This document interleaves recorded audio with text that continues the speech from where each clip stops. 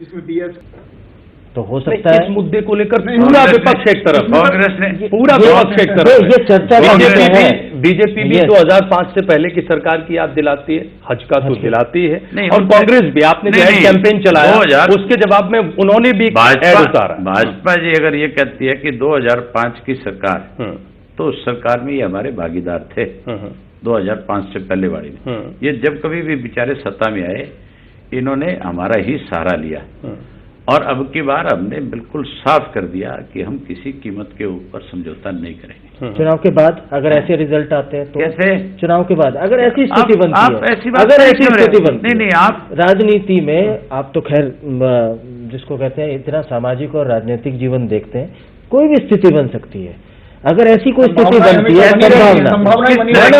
जैसे आप पहले कांग्रेस में 40 सीटें आ गई, 15 सीटें बीजेपी की आ गई। ये हम पत्रकार होने के बाद इनेलो बीजेपी के गठबंधन, हमारी 40,000 आती है, उनकी 15-20 आती है, तो उस सूरत में फिर क्या होगा? आप गठबंधन करेंगे या नहीं? हंग असेंबली आती है, नहीं आएगी हसन। आप ये बात कहते क्यों कि हंग असेंबली? हम नहीं कह रहे, लेकिन असेंबली तो किसी भी प्रदेश के लिए अच्छी बात नहीं है, ना देश के लिए अच्छी बात है कि हंग आए, ना प्रदेश के लिए अच्छी बात है, ये हम मानते हैं इस बात को। लेकिन अगर ऐसी स्थिति बनती है, बना रखा है, और अब ये जो इनकी टिकटें आई है उसके बाद तो एक मैसेज चला गया पूरे प्रदेश के अंदर कि अब कांग्रेस में भारतीय जनता पार्टी में कोई फर्क नहीं। चलिए सर, मान लेते हैं सरकार बनेगी। आज भारतीय जनता पार्टी और कांग्रेस दोनों बिल्कुल एक थाली के चट्टे बट्टे। मान लेते हैं सरकार बनेगी इनेलो की। आज ये देखो, वो लोग कांग्रेस की टिकट ले रहे हैं जो कल तक कांग्रेस में बड़ाई खा रहे थे, आज उनको कांग्रेस, आज बीजेपी उनको टिकट दे रही है, तो क्या लोग मूर्ख हैं क्या? और ये जो आपकी समझ में ये जो कैंपेन चल रहा है अभय जी, ये जो कैंपेन, और ये मैं बिल्कुल जिसको कहते हैं कि पूछना चाहता हूँ, और मैं ये इंडिया न्यूज़ हरियाणा के माध्यम से जो लाखों दर्शक देख रहे हैं, नंबर 1 चैनल है आपका, इसके माध्यम से मैं जानना चाहता हूं कि ये जो एक भय पैदा करने का कि अगर इनेलो आ गई, अगर आप आ गए तो प्रदेश के अंदर गुंडागर्दी बढ़ेगी, प्रदेश के अंदर, और इस तरीके का कैंपेन भी आप देखते होंगे, इस तरीके का, इसके बारे में आपका आप इसको आपके कान में भी पड़ती होंगी ये तमाम सारी चीजें कि अगर आपकी सरकार आई। आप पहले सुन लें, हमें इन सब बातों की पूर्ण रूप से जानकारी है, जानकारी रहती है कि कांग्रेस का क्या कैंपेन रहेगा। जब जहाज डूबता है तो फिर ये मान करके चलो उसका कैप्टन जो है वो भी जंप करता है, वो भी सोचता है कि तू भी कहीं तैर करके निकल जा, तू भी कहीं बच जा, फिर वो लोगों की परवाह छोड़ देता है कि कोई और भी मरने वाले हैं इसमें, या किसी और को बचाना तेरी जिम्मेवारी है। आज ये हालत है कांग्रेस पार्टी की कि कांग्रेस जो मर्जी कैंपेन चलाएगी, आज जो मर्जी कांग्रेस कहेगी। ये आरोप तो अमित शाह ने भी लगाया। अमित शाह ने लगाया। तो मैं अमित शाह जी से आपके चैनल के माध्यम से एक बात कहना चाहूंगा, और मैंने उसके जिस दिन उन्होंने ये आरोप अगले दिन आपका, मैंने उसी दिन उस पर मुझसे आकर के साथियों ने, आपके चैनल्स के लोगों ने, कईयों ने रिएक्शन मांगा। मैंने उनसे बताया भी, मैंने कहा शायद अमित शाह जो है राजनीतिक तौर पे पूरे परिपक्व नहीं है। अगर वो राजनीतिक तौर पे पूरे परिपक्व होते तो वो चौटाला साहब के ऊपर इस तरह की टिप्पणी नहीं करते कि चौटाला की सरकार आने के ऊपर गुंडारा आ जाता है। अडवाणी, जब मोदी इनकी अपने सरकार बनी थी आपके वाजपेयी साहब की, तब अगर हम हमारे वजह से इन चीज़ों को महत्व बढ़ता तो फिर उनको हमारा समर्थन नहीं लेना चाहिए था। वो 5 साल हमने उनकी सरकार चलाई। 1977 में भारतीय जनता पार्टी हमारी पार्टनर थी, जनता पार्टी में रह करके हमारे पार्टनर थे। बिल्कुल। चौधरी देवीलाल चीफ मिनिस्टर थे। उसके बाद 1987 में हमारे साथ थे, तब हम गुंडे नजर नहीं आए, तब ये हमारे साथ क्यों आए?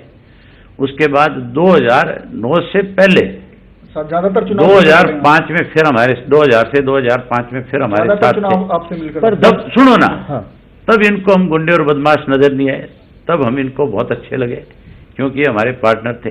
2009 में फिर ये हमारे पार्टनर थे, तब हम इनको गुंडे और बदमाश नजर नहीं आए। जिस आदमी के ऊपर खुद के ऊपर बहुत बड़ा आरोप लगा, पहले उसको अपना गिरेबान देखना चाहिए, अपने गिरेबान में झांक करके देख ले कि आप किस व्यक्ति के खिलाफ क्या आरोप लगा रहे हैं। ऐसे कौन से दो मुद्दे? आप मुझे एक ऐसा भी वो बता दो, हरियाणा प्रदेश में हमारी गवर्नमेंट के दौरान कहीं पे भी हमारी पार्टी के किसी व्यक्ति ने गुंडागर्दी करी हो, और अगर करी हो तो वो जेल की सलाख के पीछे ना गया। इस सरकार के अंदर तो हजारों उदाहरण है। क्यों है इस सरकार के, सुनो, ऐसा परसेप्शन, और वो परसेप्शन जो है ये बनाया हुआ किसका है? जिन्होंने बनाया हुआ है उसको तोड़ा क्यों नहीं आपने अभी तक? अच्छा, हमारा काम ये, अगर झूठ भी 100 बार अगर बोला जा रहा है तो उसको सच के आगे तो नहीं टिक सकता ना, वो झूठ तो नहीं टिक सकता। आप मुझे एक चीज बताएं ना कि भूपेंद्र सिंह हुड्डा के राज में जो काम हुए गलत, हमने आप लोगों के सामने खड़े होकर बताए नहीं? आपने चलाए? कौन सा चलाया है कि बता दो। भूपेंद्र सिंह हुड्डा के ऊपर हमने विधानसभा के अंदर ये आरोप लगाया था कि हुड्डा साहब ने दूसरी शादी कर रखी है। आपने चलाई? चला ना, बिल्कुल नहीं। चैनल्स पे चला, बिल्कुल नहीं चली ना, चला, एक दिन भी नहीं। हमने जो सीडी वाला मामला था, सीडी चला, हमने सीडी का जो आपको दिया कई चर्चाएं उस सीडी वाले आपने राज्यपाल को वो इतनी बड़ी किताब वो दी। एक आपने अभी भी आपके प्रवक्ता ने हमारे कार्यक्रम बड़ी बहस में दावा किया है बीजेपी के एक बड़े नेता के खिलाफ हमारे पास सबूत है, हमारे चैनल पे चला, 24 घंटे में हम वो सबूत देंगे। बीजेपी के प्रवक्ता हमारे साथ थे, उन्होंने कहा कि अगर इनेलो सबूत दे देती है, चाहे वो कितना ही बड़ा नेता क्यों ना हो, वो पार्टी से बाहर होगा। लेकिन आपके प्रवक्ता ने सबूत नहीं दिया, हम उनसे सबूत मांगते रहे। आपने जो विषय उठाए हैं वो हमने नहीं चलाए, ऐसा नहीं है। ये इशू उनका है, मेरा नहीं है ना। मैं आपके ऊपर नहीं लगा रहा, मैं ये कह रहा हूं कि कहीं ना कहीं पक्ष हुआ है। आप ये मान करके चलो, ये ऐसे लोगों को राजनीति में रहने का एक दिन भी हक नहीं है जिन लोगों के खिलाफ सबूत के साथ सारी चीज आ जाए। इंडियन नेशनल लोकदल की सरकार, आप मुझे एक चीज बताओ, हमारे एक भी लेंगे ये बताइए। आप मुझे, हम इसमें इंडियन नेशनल लोकदल की सरकार आती है, इसको आप छोड़ो। मैं पहले एक बात और करता हूं, इसका भी मैं आपको जवाब दूंगा। मैं आपसे एक बात कहना चाहता हूं कि हमने कांग्रेस के इस राज में 10-10 सीढ़ियां दी, हमने सबूत के साथ सारी चीजें विधानसभा के अंदर दिखाई और दी कि ये काम आपकी सरकार में हुए। हमने चार्जशीट ले जाकर के दी, हमने कहा कि भी आप इंक्वायरी कराएं, उस पर कोई कार्रवाई नहीं है। हमारी गवर्नमेंट में 2000 से लेकर के 2005 तक किसी एक भी नेता के खिलाफ आप मुझे आरोप बता दें, आज भी चौटाला साहब के खिलाफ कहीं कोई एक आरोप बता दें, आप मेरे खिलाफ कहीं कोई एक आरोप बता दें, भी एक सिंगल आदमी ने जाकर के किसी पुलिस स्टेशन में आपके अगेंस्ट ये कंप्लेंट दी, आप हमारे एक सिंगल लीडर के खिलाफ भी बता दें, कोई एक कंप्लेंट नहीं। ये केवल और केवल एक प्रचार है। बिल्कुल सच है सर। हाँ, ये प्रचार है सर। हमारे वक्त के अंदर कानून व्यवस्था प्रदेश में ठीक थी, इसलिए ठीक थी, चौधरी चौटाला साहब जब चीफ मिनिस्टर थे वो अपने डिप्टी कमिश्नर और एसपी से रोजाना बात करते थे, और एक एसपी और डीसी से नहीं। उस वक्त में अगर 20 जिले थे तो 20 से बात होती थी, 19 जिले थे तो 19 से होती थी। उसकी उस वक्त में हर अधिकारी हर बात का जवाबदेह होता था। आज तो ऐसी हालत है कि चीफ मिनिस्टर को यही पता नहीं है एसपी कौन लग रहा है, डीसी कौन लग रहा है, कौन सा अधिकारी कहाँ पोस्टेड है। आज तो केवल चीफ मिनिस्टर का काम एक है कि मैं किसी तरीके से इस हरियाणा को लूट करके खा जाऊं। इसका काम तो केवल प्रॉपर्टी डीलिंग है। आपकी सरकार ये तो 10 साल इसने बैठ करके प्रदेश को खूब लूटा है। हमारी सरकार बनने के बाद इन लोगों के खिलाफ जब कंप्लेंट आएगी हम 100% उसकी इंक्वायरी कराएंगे। कंप्लेंट क्या आपके पास तो सबूत है। ये जो चार्जशीट हमने दी, अगर इस चार्जशीट पे महामहिम ने कोई कार्रवाई नहीं करी, हमारी गवर्नमेंट बनने के बाद हम 100% सारे इशू की इंक्वायरी कराएंगे, निष्पक्ष इंक्वायरी कराएंगे, सिटिंग जज से कराएंगे। हमने जो डिमांड करी है हम उसी हिसाब से जो सिटिंग जज होगा, हम चीफ जज को हमारे हरियाणा पंजाब हाई कोर्ट के चीफ जस्टिस से रिक्वेस्ट करेंगे कि आप किसी एक सिटिंग जज को इसमें लगाएं, ताकि पूरे प्रदेश में और देश के लोगों को पता लगे कि किस तरह से एक चीफ मिनिस्टर के पद पे बैठा हुआ आदमी आज प्रदेश को लूट करके खा गया। ऐसे लोगों के खिलाफ जब एक जस्टिस इंक्वायरी करेगा तो मान करके चलो फिर सारी चीजें सामने आ जाएगी। जी अभय जी, चूंकि समय अब थोड़ा कम है, 2-3 आखिरी सवाल हम करना चाहते हैं नरेंद्र मोदी की सरकार को। व्यक्तिगत सवाल भी करूंगा चलते जी, नरेंद्र मोदी की सरकार को आपके सांसदों का भी समर्थन है। सरकार ने 100 दिन पूरे किए हैं। मोदी सरकार के 100 दिनों के कामकाज को अभय चौटाला किस तरीके से देखते हैं?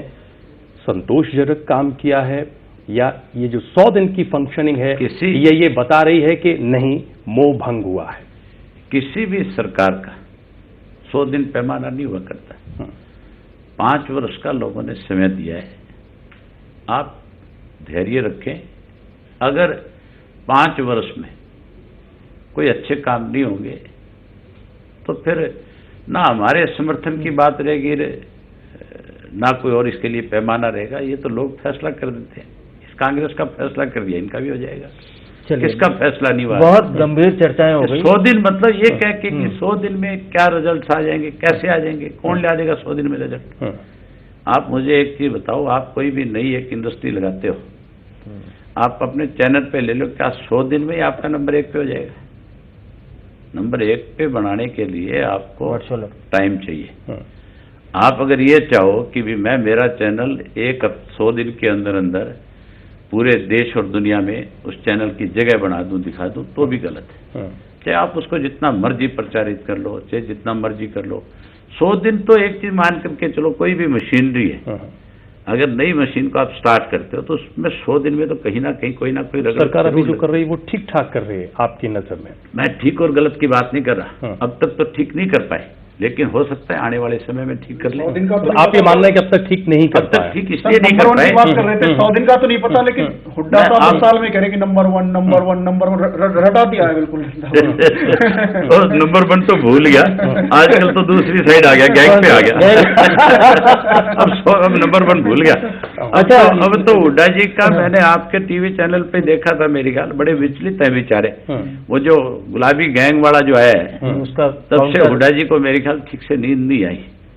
अच्छा, तब से हुड्डा साहब जो है इस सफाई में लगे हुए हैं कि मेरे खिलाफ गलत आरोप है, मेरे खिलाफ गलत आरोप है।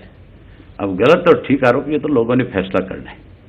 आज तक तो वो ये कहते थे कि हमारा भाजपा के साथ झगड़ा है। अब वो हमारी तरफ उन्होंने अपने ना गोले दागने शुरू कर रखे हैं। पूरी विज्ञापन आपकी तरफ हो गया। विज्ञापन हमारी तरफ हो गया। और मुझे लगता है कि ये कहीं ज्यादा दिन अगर ये कोड ऑफ कंडक्ट नहीं लगा रही है, हमारी ऐड ज्यादा दिन अगर चल गई तो हुड्डा जी कहीं ना कहीं हॉस्पिटल में भी एडमिट हो सकते हैं।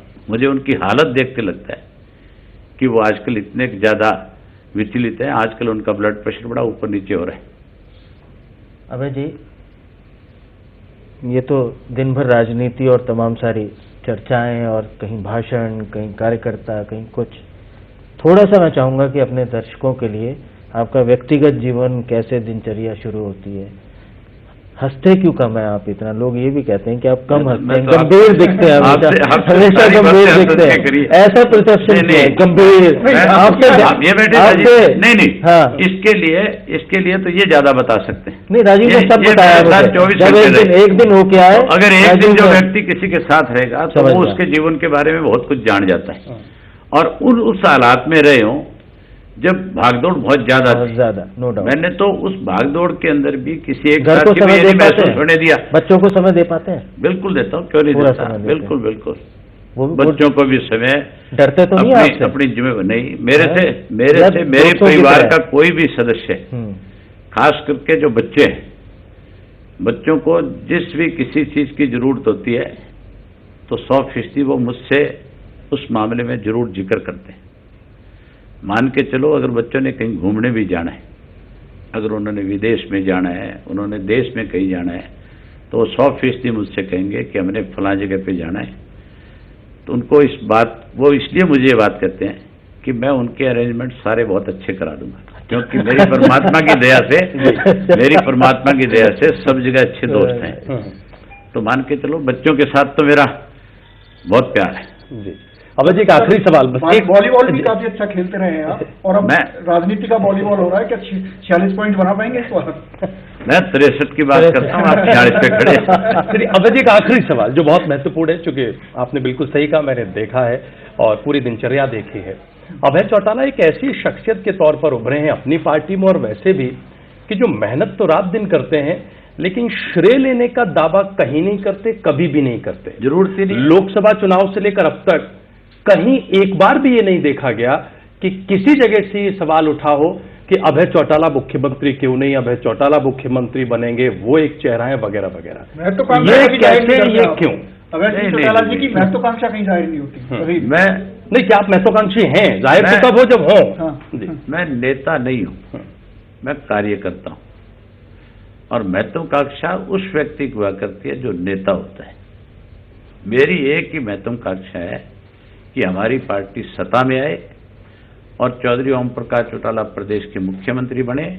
मैं इसलिए नहीं कहता कि वो मेरे पिता हैं इसलिए मुख्यमंत्री बने, उन्होंने इस प्रदेश के लिए बहुत कुछ किया है, और वो मुख्यमंत्री बनकर के लोगों को नए सिरे से सरकार आपके द्वार लगा करके, और जो हमने अपने मैनिफेस्टो में लिखा है, जो हमने मैनिफेस्टो प्रदेश के लोगों के लिए दिया है, उसको लागू करें, और सरकार आपके द्वार कार्यक्रम के तहत नए सिरे से एक एक व्यक्ति तक जाकर के हरियाणा में उन लोगों को कौन सी दुख और तकलीफ है उसको दूर करने का काम करें। मेरी सिर्फ और सिर्फ एक महत्वाकांक्षा है, कांग्रेस जाए, ये उससे बड़ी महत्वाकांक्षा है मेरी। ठीक है। इंडिया न्यूज हरियाणा के दर्शकों और हम सब के लिए कुछ कहना चाहें?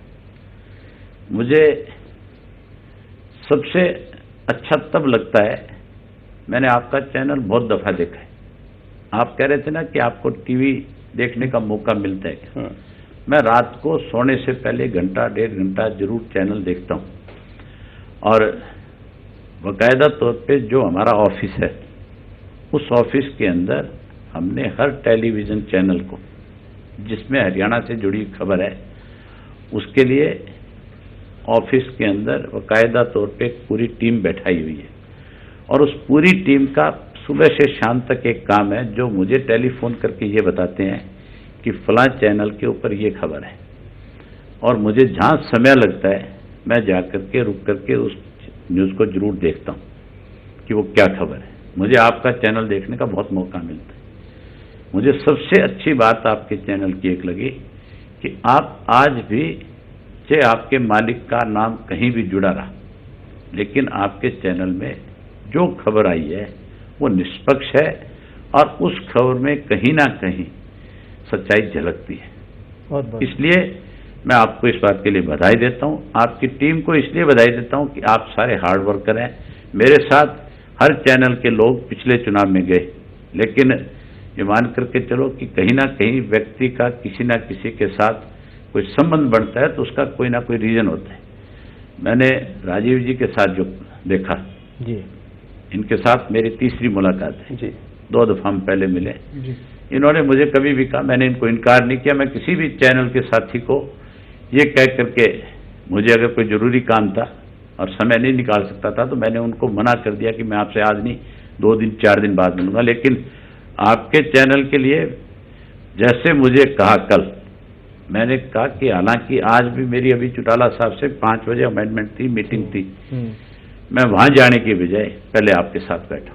बहुत बहुत तो शुक्रिया। कहीं ना कहीं आपसे कोई रिश्ता और लगाव है इसलिए बैठा। जी। एक आखिरी सवाल अभय चौटाला, पूरी तरह आखिर तो कहीं पूछ लिया पूरी तरह कॉन्फिडेंट है अभय चौटाला इस बार कुछ नहीं, केवल इनेलो सरकार प्रदेश में बनेगी इस लोगों की जुबान पे, और वो इंडियन नेशनल लोकदल पार्टी की सरकार नहीं, वो आम लोगों की सरकार होगी।